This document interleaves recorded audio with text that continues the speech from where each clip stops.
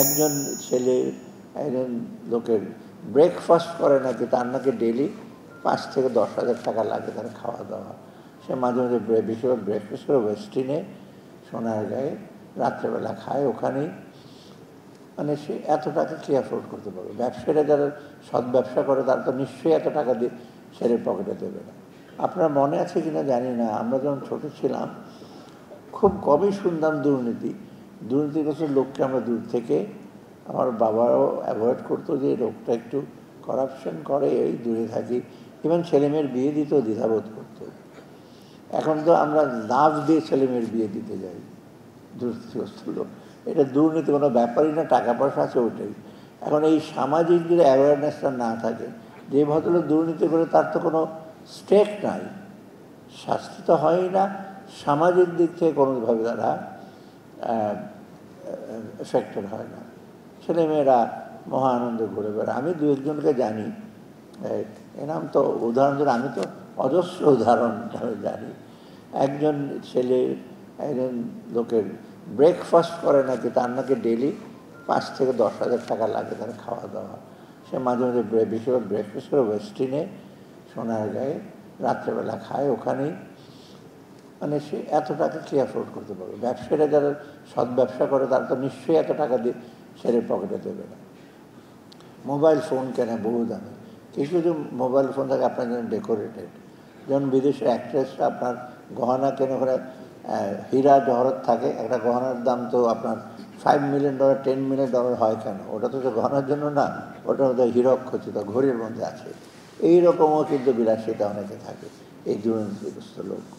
অর্থাৎ তাদের যদি এটা হয়, তার জন্য অন্য যারা ইয়াংরা, তারা বন্ধু বান্ধব, তারা কিন্তু হতাশাগ্রস্ত হয়। তখন দে অলসো ফিল টেম্পটেড যে এই বাটা এইগুলি করে খাচ্ছে, এগুলো আরও আমি কেন করবো না। অর্থাৎ এই দিক থেকে আমাদের সবচেয়ে বেশি একটু জোর দিতে হবে। সেটা হয়তো উপদেশ দিয়ে করা যায়, কিন্তু উপদেশ দিয়ে তো হবে না যে যে দুর্নীতিগ্রস্ত তার যেন শাস্তি হয়, বা তাকে যেন আমরা সমাজের দিক থেকে একটা আমরা সামাজিকভাবে তাদেরকে আমরা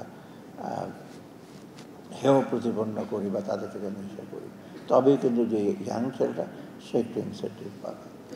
আর দ্বিতীয়ত একটা হলো যে দুর্নীতির ব্যাপারে আমাদের বেশিরভাগ হয় কি, অনেক সময় যেটা আমি এখনও বললাম যে মানুষ, সাধারণ মানুষ যখন দুর্নীতিটা জানে, এটা তারা যদি তথ্যটা যদি শেয়ার করে দুর্নীতি দুদকের সাথে বা অন্যান্য এজেন্সির সাথে, সেটা তো একটু বেটার হয়।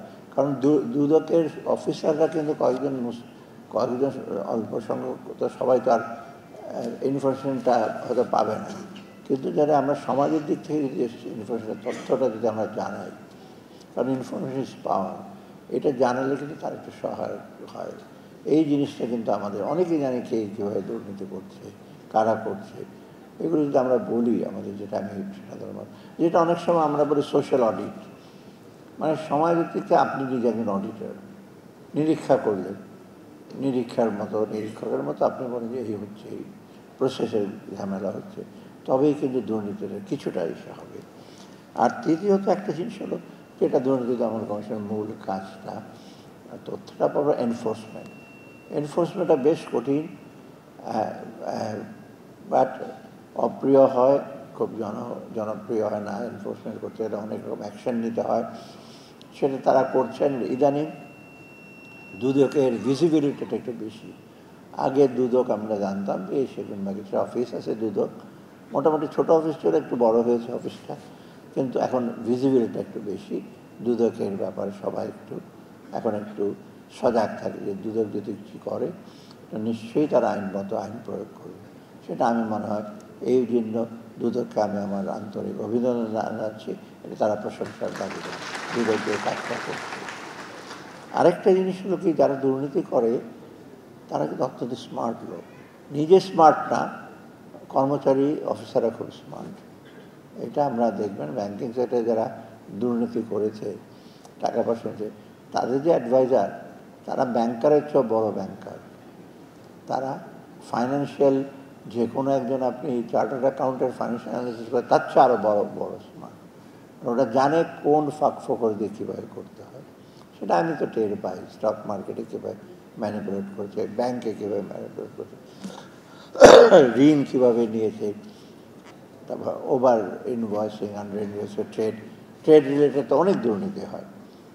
আমরা যেমন মনে করি ব্যবসায়ীরা খুব ব্যবসা করে এবং ডেফিনেটলি তাদের রোল আছে অনেক, কিন্তু এই যে ওভার ইনভয়েসিং, আন্ডার ইনভয়েসিং করি যে কথা। আমি একবার দেখেছি, একবার হঠাৎ করে গভর্নর থাকতে আমি একটা চিংড়ির দাম, একটা গামছার দাম ধরেছে $35। আমি তো গামছার দাম $35, যা হোক কী কারণে সে দাম ধরছে, এক্সপোর্ট করবে $35 দিয়ে। গামছার দাম কত আমি জানি না, চাচ্ছি 400-500 টাকা হবে হয়তো। আবার আবার সেমিনারে আপনারা দেখবেন এমন দুর্নীতি, চিংড়ির সাথে ফ্রোজেনিতে পেরেক ঢুকিয়ে দিয়েছে। তো এইগুলো কিন্তু দুর্নীতি, মানে যে দেশে দিয়েছে ওরা ধরা পড়ার পর সেই দেশ থেকে অনেক রকম স্যাংশন করেছে। অর্থাৎ এই জিনিসগুলো কিন্তু আমাদের একটু লক্ষ্য করতে হবে।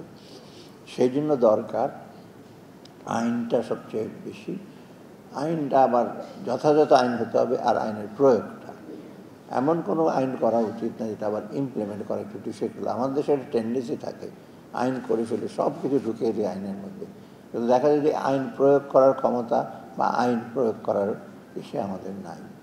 এটা একটা বড় দুর্বলতা। আর প্রসেসটা যেটা প্রক্রিয়া, সেখানে দুর্বলতা আছে।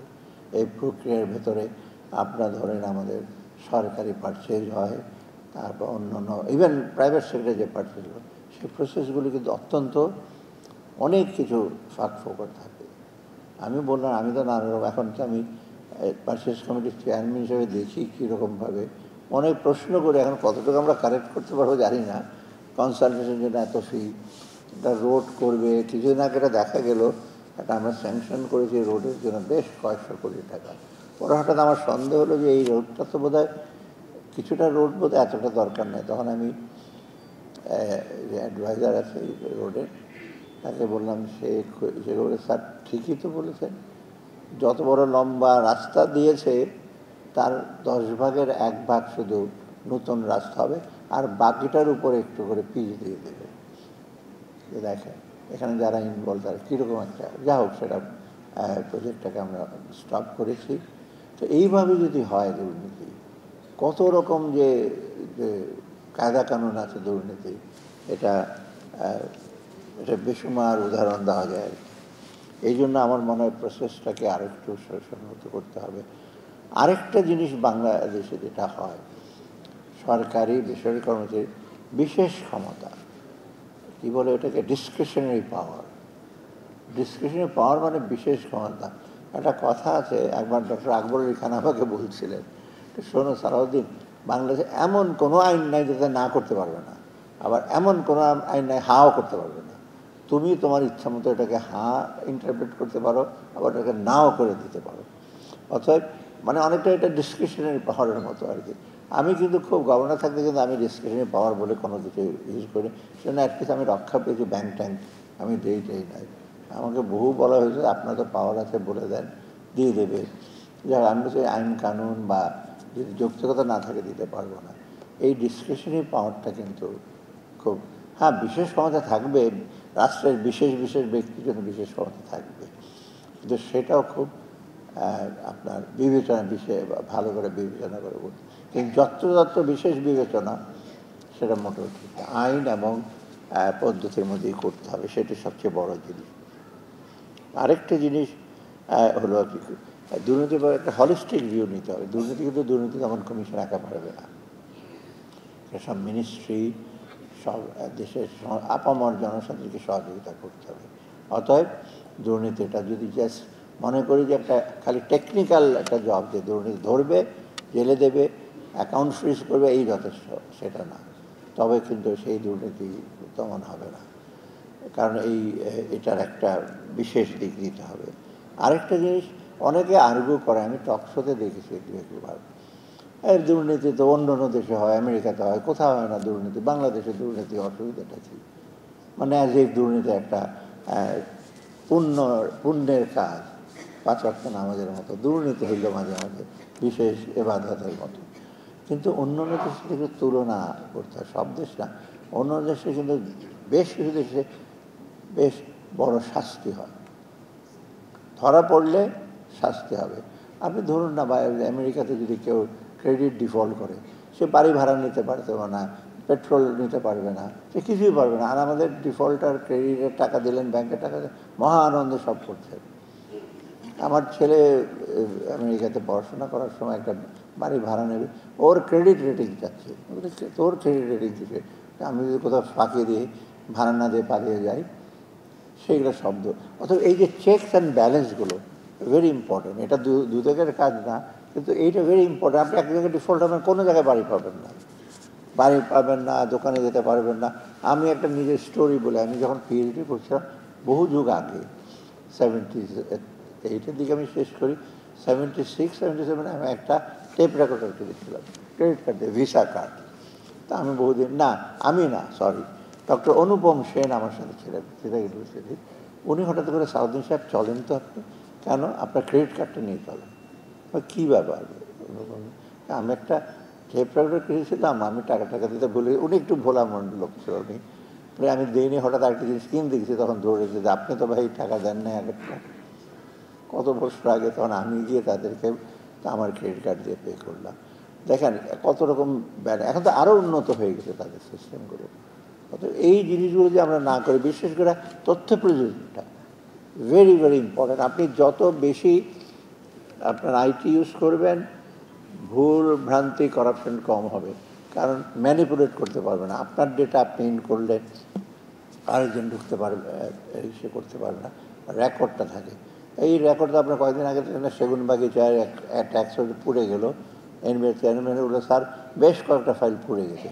আর সেই শুধু বেশ কয়েকটা ফাইল পুড়েছে কেন আমি জানি না, এটাকে আসলে আগুনের জন্য পুড়েছে বা অন্য কেউ আগুনের দ্বারা পুড়িয়েছে, সেটা আমরা বলতে পারবো না। কিন্তু এই সমস্ত কিন্তু ঘটে যখন হার্ড ফাইল থাকে, যখন হার্ড কপি থাকে, অনেক হার্ড কপি থাকবে, হার্ড কপি আবার অনেক ক্ষেত্রে বিকল্প না। তবে এই জিনিসগুলোকে আমাদের একটু দেখতে হবে। যেমন এক্সাম্পল আছে, আমেরিকাতে আপনি জানেন যারা জেলে যায়, যারা মিলিয়নিয়ার, একটা তথ্য দেখা গেছে যে ধরেন 10 জনের মধ্যে 3-4 জন পরে আত্মহত্যাই করে। কারণ সে যখন বেরিয়ে আসে, তারপরে তার কোনো সুযোগ সুবিধা নাই, তার সাথে কেউ দেখা করে না, সে সেখানে যাবে, সেখানে নানা রকম বাধা বিপত্তি, আলটিমেটলি ফ্রাস্ট্রেটেড হয়। একটা স্টোরি আছে যে একজন জেলে যাচ্ছে, তার হাতে একটা ধরেন খুব দামি একটা ঘড়ি ছিল। তো জেলার বললো যে এই ঘড়িটা রেখে যাবে, ঘড়িটা পরিজন না, তুমি যখন জেলে ঢুকবে তোমার ওই 1 বস্ত্র নিয়ে তুমি জেলে ঢুকবে, 1 বস্ত্রে বেরোবে, যাওয়ার পর তোমার জিনিসপত্র দিয়ে দেবে। কিন্তু আমাদের দেশে তো জেলখানায় কত কিছু হয়, খাবার দাবারও যায় অন্যভাবে, কতভাবে। অর্থাৎ এই জিনিসগুলো কিন্তু একটা সিস্টেমের একটা ইস্যু, এটা দুদকের কাজ না, সেটা হলো অন্য এজেন্সিগুলোর কাজ। এইগুলো হলেই কিন্তু দুর্নীতিটাকে আপনি দমন করতে পারেন। আর আমি বেশি আর বক্তব্য রাখবো না, কিন্তু বিষয়টা হলো অতি দ্রুত, অতি তাড়াতাড়ি আমরা একটু, আমার মনে হয় একজন কমিশনার বলছে একটু প্রোঅ্যাক্টিভ হতে হবে, রিঅ্যাক্টিভ না। ধরা পড়লে অ্যাকশন নেব, কিন্তু ধরা পড়ার আগে যত আমরা আমাদের বাংলাদেশের লোকজন কিন্তু একটু রিঅ্যাক্টিভ। আমি তো বিভিন্ন অনুষ্ঠানে বিভিন্ন দেশে যাই, আমাকে প্রায়ই বলে যে তোমরা হলো রিঅ্যাক্ট করো বেশি, কাজ করার আগে। কিন্তু বললে তখন নানা রকম বক্তব্য দিয়ে দাও, নানা রকম কজ দাও, এক্সকিউজ দাও। কিন্তু প্রোঅ্যাক্টিভ হলে বেটার হয়, যে আপনি একটু কাজ করলে যে কোনো অনিয়ম, যে কোনো কিছু হবে। আর শেষ করি লাস্ট যেটা এই দুর্নীতির ব্যাপারে, কিন্তু যেটা আইএফএস বলি আমরা, ইন্টারন্যাশনাল ফাইন্যান্সিয়াল সিস্টেম, যেটা ওয়ার্ল্ড ব্যাংক, IMF, অন্য এই যে আপনার OECD, ওদের কিন্তু ওদের এই সাথে টার্মস অফ রেফারেন্সে দুর্নীতির ব্যাপারগুলো আছে। বিশেষ করে অডিটরদের রোল কী হবে এবং অডিটররা কী প্রশ্ন করবে, ফাইন্যান্সিয়াল স্টেটমেন্টটা কীভাবে করে, এইগুলোর ভালো। কিন্তু অনেক সময় যাই যে তারা সাহায্য দেওয়ার সময় সেখানেও দুর্নীতির কিছুটা ইস্যু হয়। কারণ ওই প্রজেক্টটা যখন দেয়, আমরা যারা প্রজেক্ট প্রণয়ন করি তারাও বেশ কিছু সুযোগ পায়। হয়তো ওরা হয়তো ব্যাপারটা জানে না, বা জানলেও বিয়ন্ড দেয়ার কন্ট্রোল। কিন্তু আমার মনে হয় আন্তর্জাতিক যে সংস্থাগুলো, আর্থিক প্রতিষ্ঠানগুলো, তাদেরকে কিন্তু আরও বেশি একটু সজাগ হতে হবে এই দুর্নীতিটা কমানোর জন্য। শুধু ওই প্রজেক্টে টাকা দিল, অডিট করলো, তারপর প্রজেক্টের ব্যাপারে আপনার একটা মন্তব্য দিল, প্রজেক্টটা ঠিক হয়েছে, ভালো হয় নাই, কিন্তু এর ভেতরে যদি কোনো রকম অনিয়ম থাকে, দুর্নীতি থাকে, বা তাদের কোনো স্ট্যান্ডার্ড বা এসওপি স্ট্যান্ডার্ড প্রসিজিয়ারের ভেতরে কোনো দুর্বলতা থাকে, সেটাকেও তাদেরকেও দেখতে হবে। কারণ শুধু একটা দেশের লোকজন দুর্নীতির জন্য দায়ী তা না, আন্তর্জাতিক ফাইন্যান্সিয়াল সিস্টেম এবং আন্তর্জাতিক আপনার সেগুলোও দায়ী। আর সর্বশেষ রাজনৈতিক ব্যাপার তো আছে। রাজনীতিবিদের যদি কমিটমেন্ট বা সদিচ্ছা না থাকে, তবে ফিশ রটস ফ্রম দ্য হেড, মাছের পতন হয় মাথা থেকে। এখন রাজনীতিবিদরা যারা আমাদেরকে শাসন করবে, তারা যদি ঠিক থাকে, তো সহজে সমাজে পতন ধরবে না এবং তাতেই দুর্নীতি কমে যাবে। ধন্যবাদ সবাই।